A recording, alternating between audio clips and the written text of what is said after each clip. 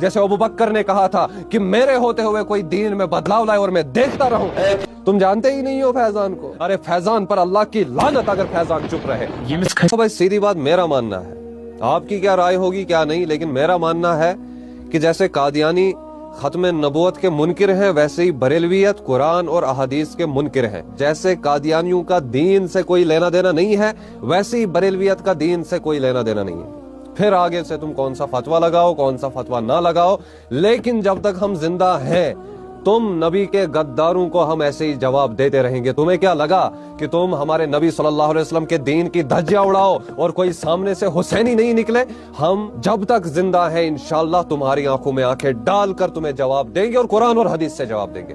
تم نے کون سے فتوے لگانے ہیں, تم نے کون سی گالیاں ہم نے دینی ہے, تم نے دجال ہمیں کہنا ہے, تم نے جو ہمیں کہنا ہے, لیکن نبی کے غداروں کا چن چن کے حساب لیں گے, چن چن کے حساب لیں گے. تمہیں کیا لگا کہ نبی کے چہیتے مر گئے, حسینی مر گئے, صحابہ کو ماننے والے مر گئے, حضرت عمر کے نوکر مر گئے, حضرت ابوبکر کے نوکر مر گئے رضی اللہ عنہم اجمعین؟ نہیں بھائی, ہماری آنکھوں میں دیکھو, تمہیں معلوم ہو گیا کہ فیضان کی وجہ سے تمہاری دکانیں کتنی بند ہو گئی. ایک فیضان پوری بریلویت پر بھاری ہے, الحمدللہ پورے لوگ اس چیز کے گواہ ہیں اور سب گواہ ہیں. اور آگے آگے دیکھو تم ہوتا کیا ہے. تم نے کیا کرنا ہے, تم کر ہی کیا سکتے ہو. پہلے تم نے وہاں سے مناظرے کا چیلنج دیا, پولیس کے پاس تم گئے. دوسری بار تم نے مناظرے کا چیلنج دیا, دوسری بار تم نے ہمیں تاریخیں لگوائی. تیسری بار تم نے ہمیں مناظرے کا چیلنج دیا, تحصیل آفس میں تم نے ہمیں تاریخیں وہاں پر لگوائی. تم یہی کر سکتے ہو, کیونکہ جب دلیل ختم ہو جاتی ہے, جب علم کا سمندر تمہارے سامنے پڑ جاتا ہے اور تمہارے پاس دلیلیں نہیں رہتی, پھر تم جو ہے ایسی ایسی حرکتیں کرتے ہو. لیکن تمہیں کیا لگا ایک توحید پرست تم سے ڈرے گا؟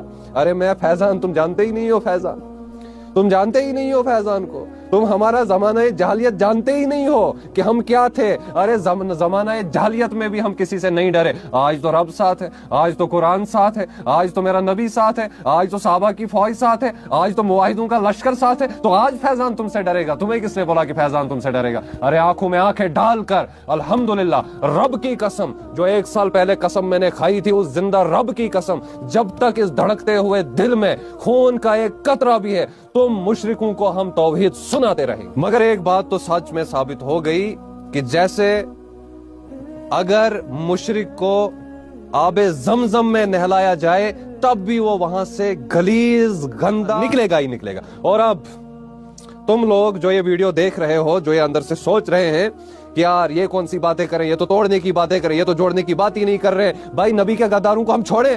ذرا خود اپنے آپ سے پوچھو کہ تمہارے سامنے اگر تمہارے باپ کو کوئی گالی دے گا کیا تم برداشت کر سکتے ہو؟ اگر باپ کا تم برداشت نہیں کر سکتے تو محمد رسول اللہ صلی اللہ علیہ وسلم کا بھی تم برداشت نہیں کر سکتے. اگر باپ کی گالی تمہیں برداشت نہیں ہو رہی ہے اور محمد رسول اللہ صلی اللہ علیہ وسلم کی گستاخیاں تمہیں برداشت ہو رہی ہے تو میری نظر میں تم مسلمان ہی نہیں ہو. کیونکہ میرے نبی صلی اللہ علیہ وسلم نے فرمایا کہ تم میں سے تب تک کوئی شخص مومن ہو ہی نہیں سکتا جب تک تمہاری سب چیزوں سے زیادہ عزیز تمہیں تمہارا نبی نہ ہو. تو بچوں, no more lies, no more excuse, now it's time to face the truth. دیکھو بھائی, تم نے ہم پہ کتنے فتوے لگانے ہیں, تم نے ہم پہ کیا کیا کرنا ہے, لیکن جتنی گستاخیاں تم نے ہمارے نبی صلی اللہ علیہ وسلم کی ہے, کل سے آپ سب دیکھ رہے ہیں کہ کتنے برے طریقے سے پورے کشمیر کے یہ گندے مشرک ہمارے پیچھے پڑے ہوئے ہیں. کوئی کفر کا فتویٰ دے رہا ہے, کوئی دجال کہہ رہا ہے, کوئی کچھ کہہ رہا ہے. ہم تو علمی جواب دے رہے ہیں. ہم نے کوئی حدود کراس نہیں کی. ہاں لہجہ تھوڑا ہمارا, یہ ہم اپنے ایمان کا حصہ سمجھتے ہیں کہ ہمیں برداشت نہیں ہوتا جب نبی کی گستاخی ہو, جب دین میں بدلاؤ آ جائے. ابو بکر کی طرح, جیسے ابو بکر نے کہا تھا کہ میرے ہوتے ہوئے کوئی دین میں بدلاؤ لائے اور میں دیکھتا رہوں, تو فیضان بھی کہتا ہے میرے ہوتے ہوئے کوئی دین میں بدلاؤ لائے اور فیضان دیکھتا رہے. ارے فیضان پر اللہ کی لعنت اگر فیضان چپ رہے, فیضان پر فرشتوں کی لعنت اگر فیضان چپ رہے. تم مشرکوں کے لیے جیسے ہم ننگی تلوار بن کر آئے ہیں, انشاءاللہ تمہاری دکانیں بند کر کے ہم دم لیں گے. سو بچوں, کہانی نہیں چلنی یہاں پر, محمد الرسول اللہ صلی اللہ علیہ وسلم کا فرمان چلنا ہے یہاں.